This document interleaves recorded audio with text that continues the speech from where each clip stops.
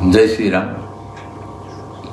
નરસિંહ મહેતાનું એક પદ છે, અખંડ રોજી હરિના હાથમાં, વાલો મારો જુએ છે વિચારી. પરમાત્મા જોવે છે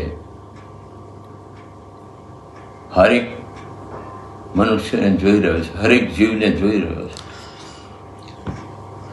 અખંડ રોજી હરિના હાથમાં. અખંડ શું છે? અખંડ અવિનાશી એ તો પરમાત્મા છે. આ તો રોજી કીધી છે, અખંડ રોજી.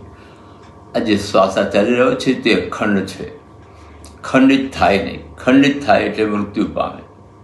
આ રોજી હરિના હાથમાં છે. આની લગામ ભગવાનના હાથમાં છે. દેવવાળો નથી કે છે ડૂબળો, એટલે દેવવાળો તો છપ્પર ફાડી નાખે.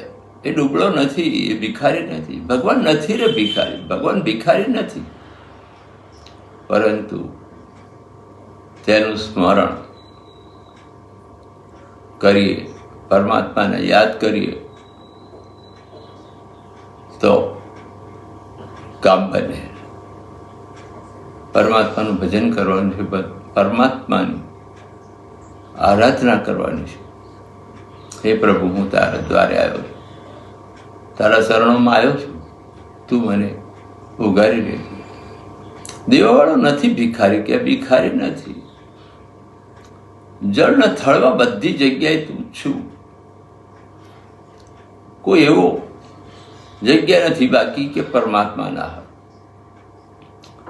આ કાયા છે, એ કાયા વિનાશી છે, એનો વિનાશ થવાનો.